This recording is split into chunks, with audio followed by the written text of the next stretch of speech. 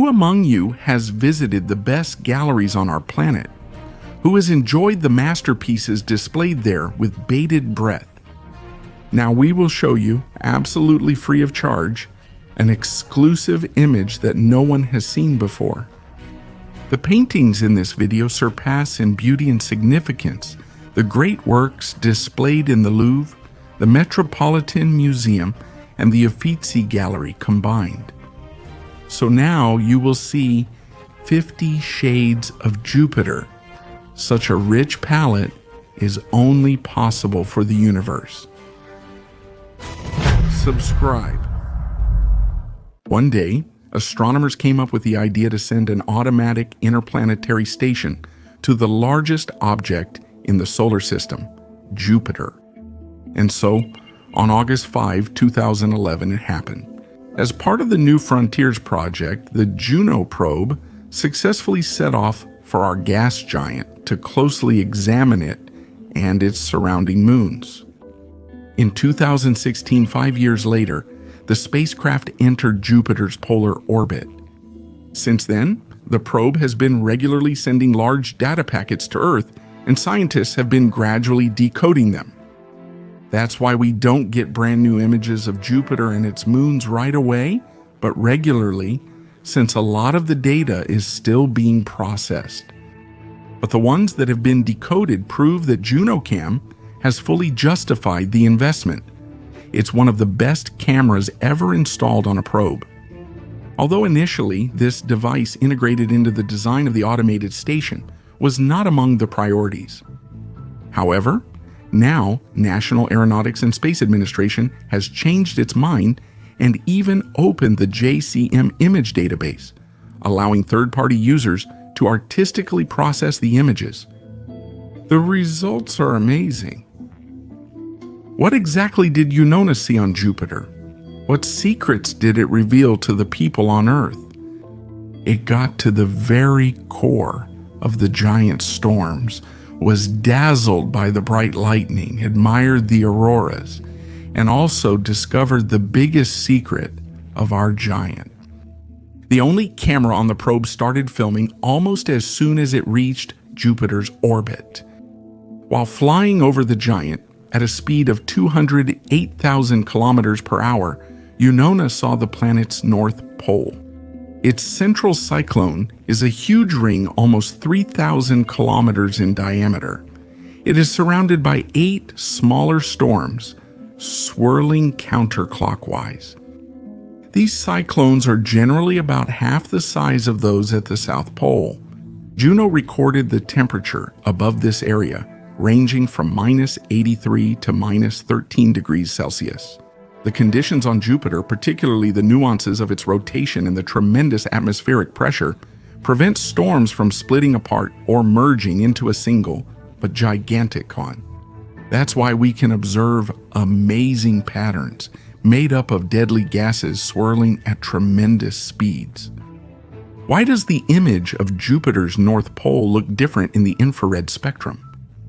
The thing is, when the probe approached this area, it was plunged into polar night, so the cyclones couldn't be seen in sunlight right away. Juno will need to approach the massive clustered storm at least 4 more times to fully photograph all areas of the North Pole, so we may still be in for many surprises. What other secrets of this massive Jovian pole has Juno revealed so far? First, it confirmed the existence of a large X-ray spot, which can only be detected in the corresponding range. It was first discovered by the Chandra spacecraft, but Juno still has to study this phenomenon in more detail and possibly understand its nature. The automatic station also revealed a spectacular event to the world: large-scale polar auroras. By the way, Jupiter surprised us here as well, not with the beauty or scale of the phenomenon, but with the fact that the planet is capable of generating polar auroras on its own.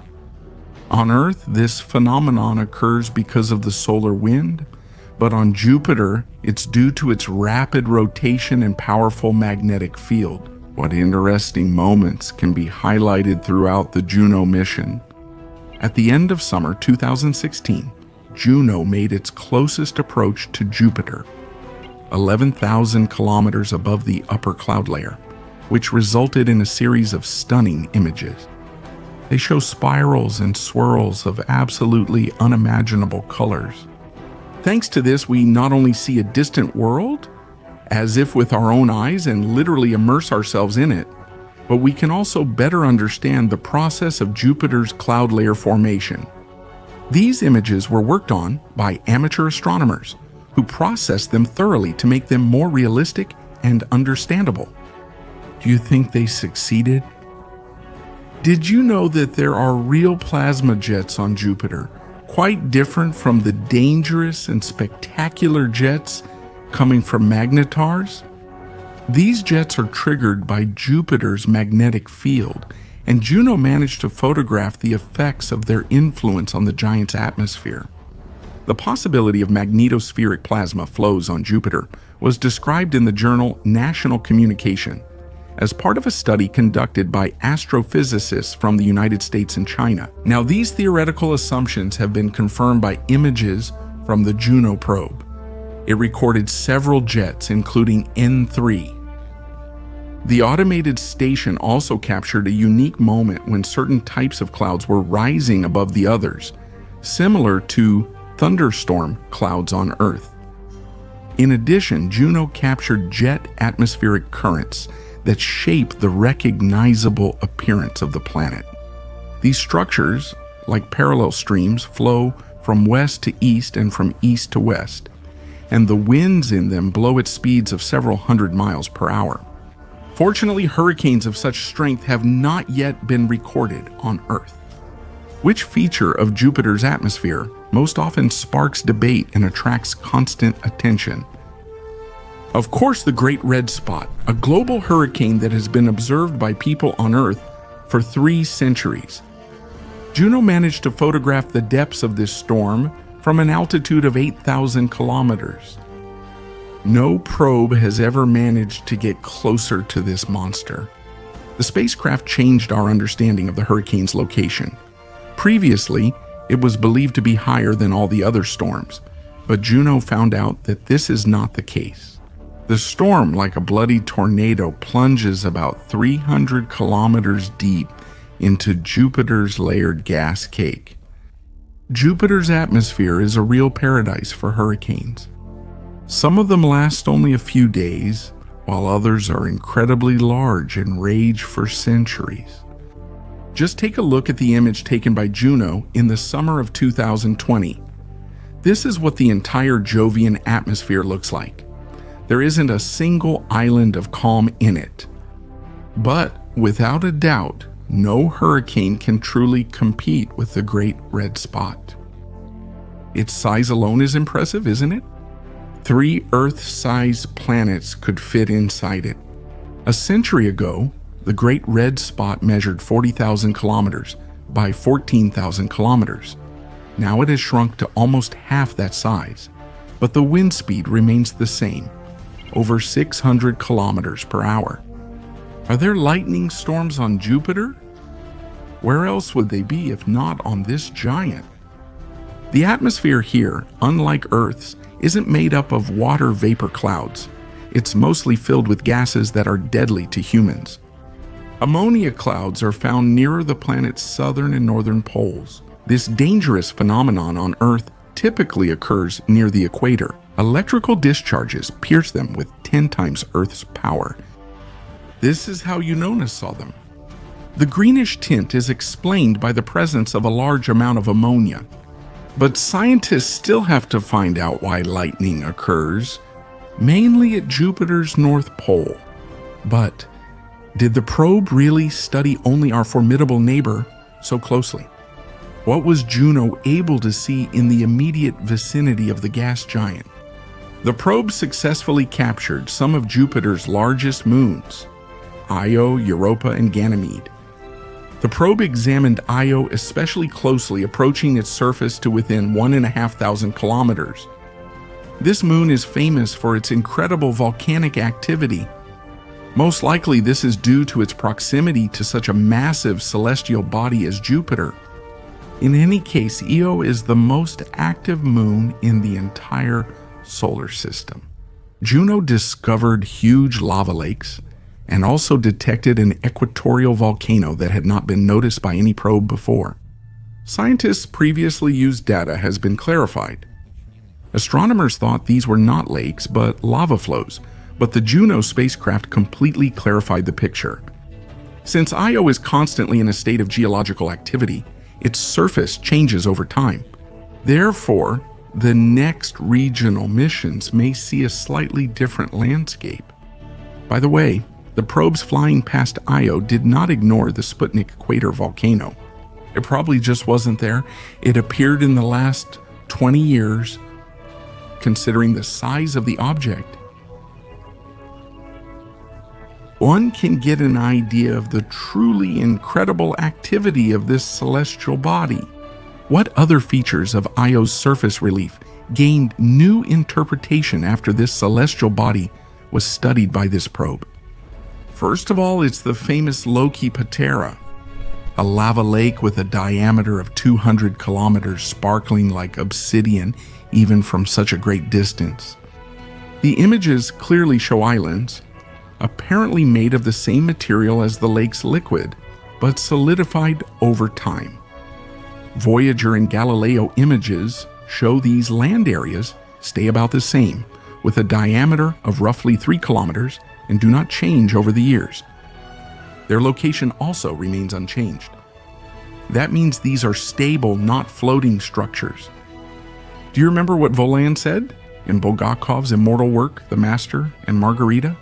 He reminded his companion that contrary to his wishes, the world is full of shadows, cast by trees, objects, buildings, and people. But some shadows don't just exist nominally. They have become part of the history of astronautics. And this is the shadow of Ganymede, which it regularly projects onto the surface of Jupiter. Before Juno arrived at this location, scientists knew about this phenomenon, but the probe managed to photograph it up close. What secret about Jupiter was mentioned early in the video? It's time to reveal it. The secret concerns the planet's core, an idea that Juno managed to completely overturn. At the moment, it is known that the core's mass is about 10 times that of Earth's, and its size is about 1.5 Earth diameters. But that's nearly all we knew about Jupiter's main structure. In addition, astrophysicists believed that Jupiter's core, by analogy with other planets, was solid and stable, but it turned out to be completely different. Since Jupiter emits a huge amount of energy, it is logical to assume that it generates it from within. What did Unona discover in this regard? It turned out that Jupiter's core is nothing like we imagined. It is very hot, diffuse, unstable, and much larger than scientists previously thought. It may make up half the size of the planet. What could this indicate?